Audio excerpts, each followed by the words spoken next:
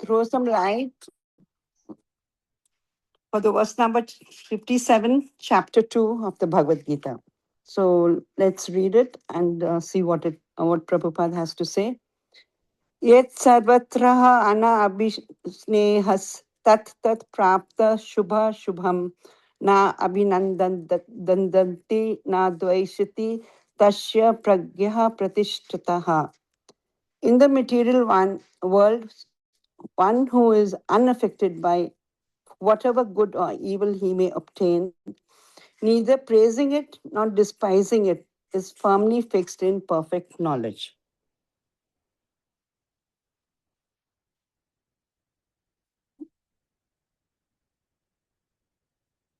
Krishna. So, what is a Sitya Pragya? So, Krishna is saying here in this material world, a person who's there in this material world, in this Bhavasagra, यह सर्वथा ani abhisnehas, abhisnehas. So this personality whom we are discussing about, Sitya Pragya, will be unaffected, will not have any motivation, affection towards what? Tat prapta shubh ashubha. Tat prapya shubha ashubha. Will not have any attachment or affection, or will not be affected by any good, shubh, or or ashubha, or any evil. He obtains na abhinandati, na abhinandati. In Hindi, we say abhinandan karna, welcoming, praising someone. When something good happens, shubh praptaya. When something good happens, he is not praising, nor envious, not dvaishati, ashubh. When something bad happens, he is not cursing, he is not speaking bad about it. Tasya praganya pratishtitaha. And such a person is firmly fixed in perfect knowledge. Krishna titles this world Dukhalaya Ashwaswavatam, full of miseries and temporary and always changing. There will be a lot of upheavals. So there will be sudden big change. Sometimes there'll be sudden disaster. Sometimes the lottery. Sometimes a bad, heinous crime that may happen in our lives. So, in fact, till we have a material body in this world, we have to confront this good and bad situation. No option. Life is not a bed of roses. It's peak and valleys, ups and downs, low tides and high tides. But a Satya Pragya practicing bhakti yoga is unaffected by good, goods and evil. Shubh, ashubh. In chapter 12 of the Bhagavad Gita, it's said, Yona hashati na dvaishati na sochati na kamshati shubha shubha pratityagi bhaktaman yad yaha same priya. One who neither rejoices nor grieves, who neither laments nor desires, and who renounces both auspicious and inauspicious things, such a devotee is very dear to me. He is neither happy or distressed over material gains or loss. जीवन है सुख दुख का मेला जाना है अकेला. Our intelligence is bewildered by Lord's Maya, fully attached to children, wife, home, and so on. Persons immersed in the ocean of material misery sometimes rise to the surface and sometimes sink down. Srila, Sri, Sridhar, Srila Swami explains that rising in the ocean of misery indicates elevation to higher species, such as demigods, and that being submerged refers to degradation to lower species, even to immovable forms of life, such as trees. The living beings rotates between the position of Brahma and that of an unmoving creature. So let's peep into some of the examples we could see. Krishna kidnaps Rukmini. Shishupal is supposed to marry Rukmini. Jarasandh, a friend of Shishupal, consoles him. Happiness and distress are never permanent and are under the control of the Supreme Lord.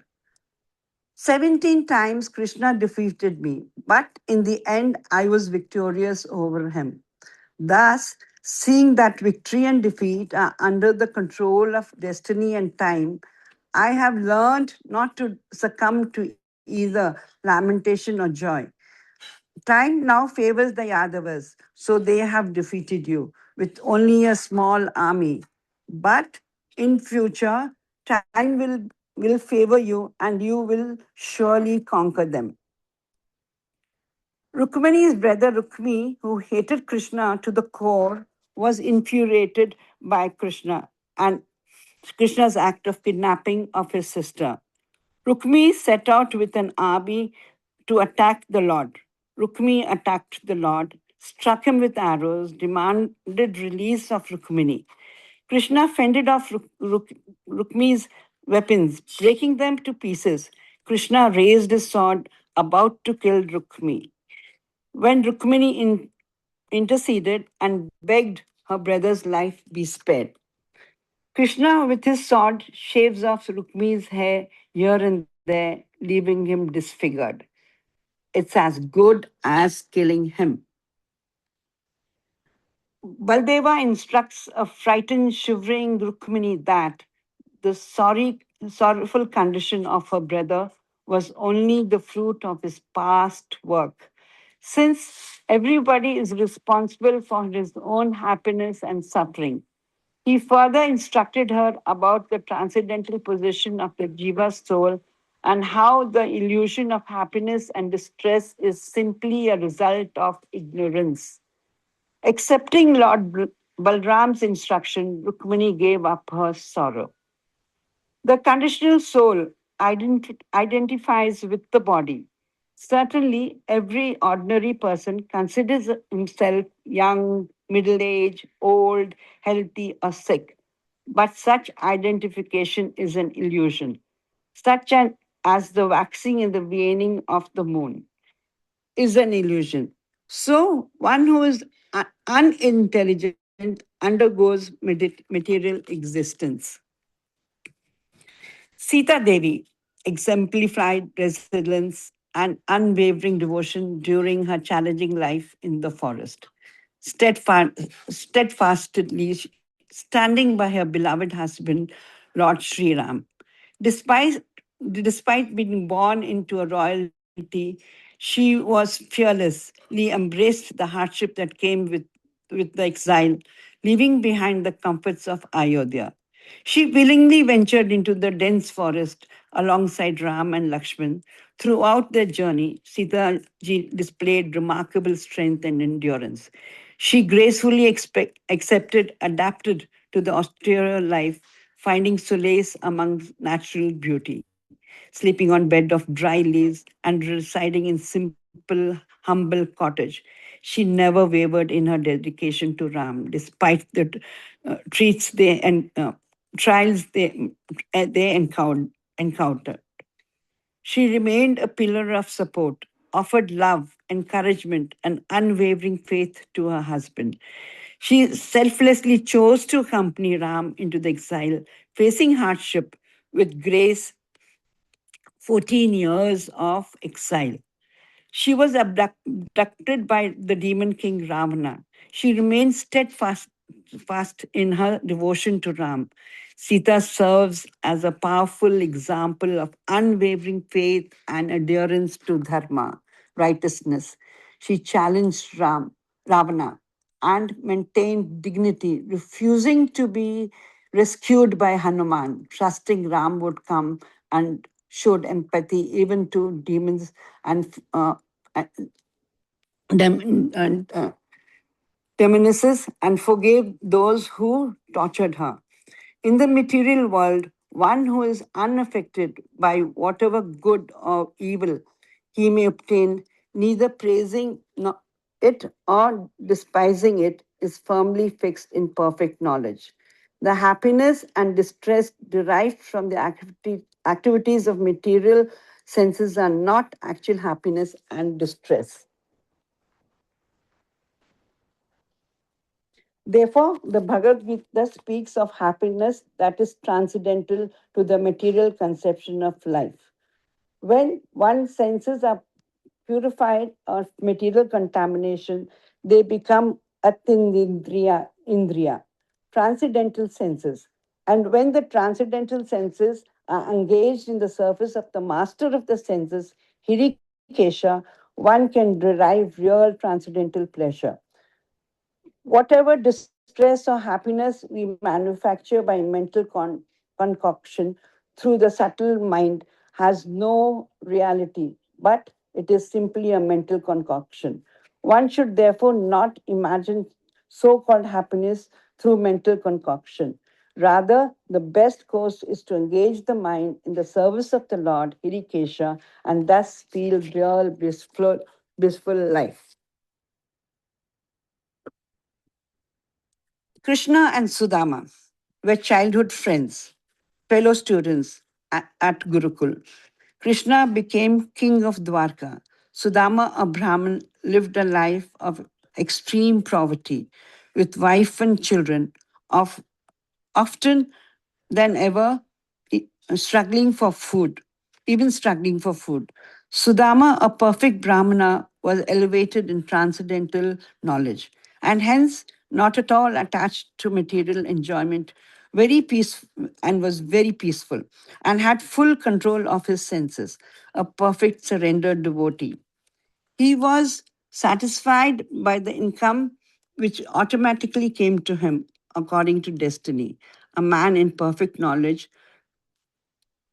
knows that one cannot be happier than he is destined to be. In the material world, everyone is destined to suffer a certain amount of distress and enjoy a certain amount of happiness. Therefore, he did not lament or exert himself for more material happiness. Instead, used his time for the advancement of Krishna consciousness.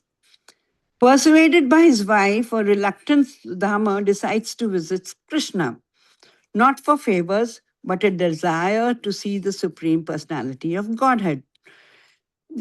The wife was not anxious for her personal comfort, but out of concerns and compassion for her husband, who was a pious Brahmana, she requested him again and again in great humility and submission to visit his friend, the Supreme Personality of Godhead.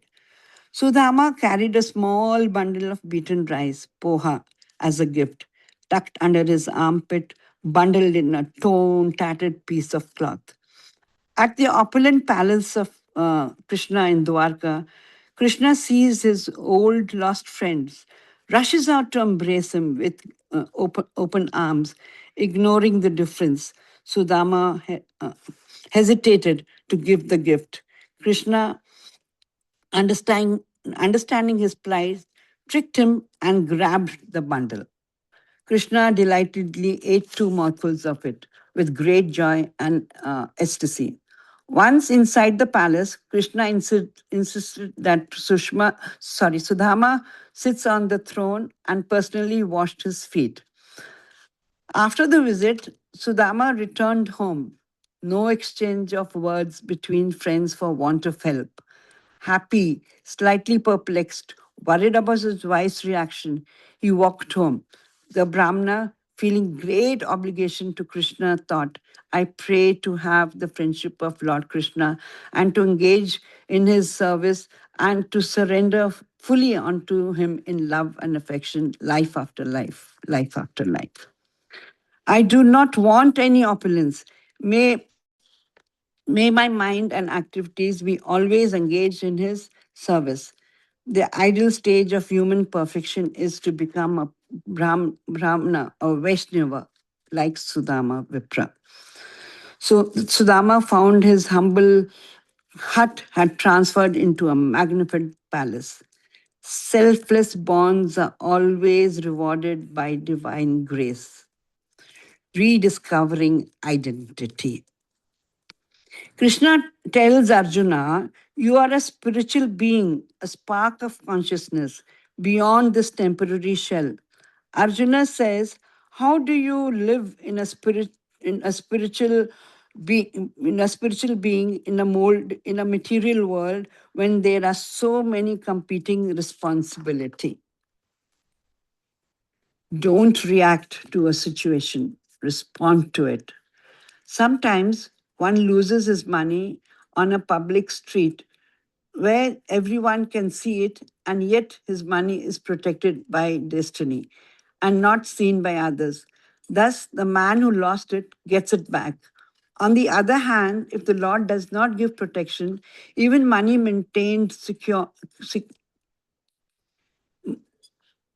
security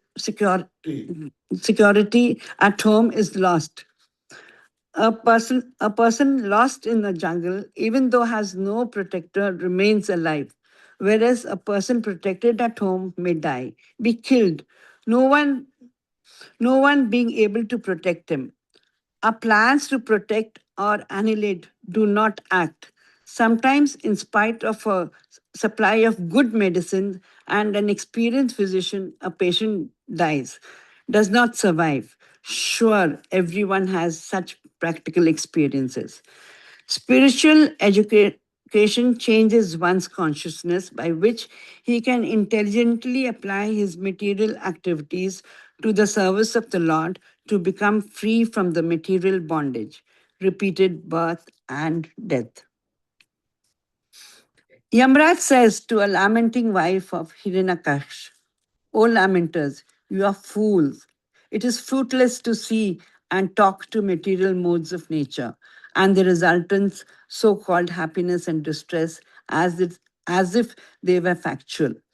When the mind wanders during the day, thinking himself extremely important or worthless, sad, happy, or when he dreams at night, enjoying himself with woman, wine, and wealth, there are merely false dreams. Similarly, the happiness and distress caused by the material senses should be understood to be meaningless. वितथा वैतथा भीनि विशो यम अयम अतः गुणः व अर्थध्र वच यतः मनोरथः स्वप्न स्वर्व अ इंद्रियः मर्ष. Only Janardhan is ever existing. His creation, material world, is temporary. Therefore, everyone who's captivated by the material energy and absorbed in thinking, I am this body and everything belongs to this body of mine is in an illusion.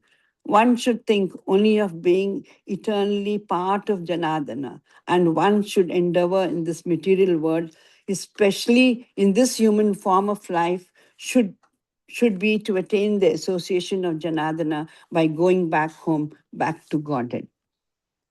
Yamraj, disguised as a young boy, talks only of surrender to the Supreme Personality of Godhead. No karma, no destiny. So, what? That's the material attitude we should wear. Jayapataka Swami says the more proud one is, the more difficult it is to get the mercy of Lord Chaitanya. The more humble one is, it's easier to get the mercy of Lord Chaitanya. You have to practice Krishna conscious by yourself. I can only guide you or help you, but the practice is up to you. No one in the three worlds can live in peace and prosperity without disturbance. So let's humbly chant for ourselves. Try your best. We are fortunate to be under the guidance of Lord Chaitanya Mahaprabhu. So all of you unmute and please chant three times. Hare Krishna, Hare Krishna, Hare Hare Krishna, Hare Krishna, Krishna Krishna, Hare Hare Krishna, Krishna, Krishna, Krishna Krishna Krishna, Krishna, Krishna Hare Krishna, Hare, Hare Hare, Hare Hare Rama, Rama, Hare Hare Rama, Rama, Rama Rama Rama, Rama, Hare Hare Hare. Hare. Hare Hare Krishna, Krishna, Hare Hare Krishna, Krishna, Krishna Krishna Krishna, Krishna, Hare Hare Hare, Hare, Hare Hare Rama, Rama, Hare Hare Rama, Rama, Rama Rama Rama, Rama, Hare Hare Hare. Hare, Hare Hare Krishna, Krishna, Hare Hare Krishna, Krishna, Krishna Krishna Krishna, Krishna, Hare Hare Hare, Hare, Hare Hare Rama, Rama, Hare Hare Rama, Rama, Rama Rama Rama, Rama, Hare Hare Hare. Hare. Thank you, Mataji's and Prabhuji's. Thank you for being so patient. Thank you, Shri Hari Prabhu, and thank you, Ananda Rupa Prabhu. Hare Krishna, Thank you, Prabhu. Mataji. Hare Thank you for Krishna. pronouns. Thank you so Dhanwad, much for Prabhu. your class, Hare Mataji. Krishna. Thank you, Prabhu, for giving me the opportunity. Thank you, Prabhu. Hare Krishna, devotees. Anybody has anything you want to ask or anything? Devotees? Before we close? Okay. Thank you, devotees.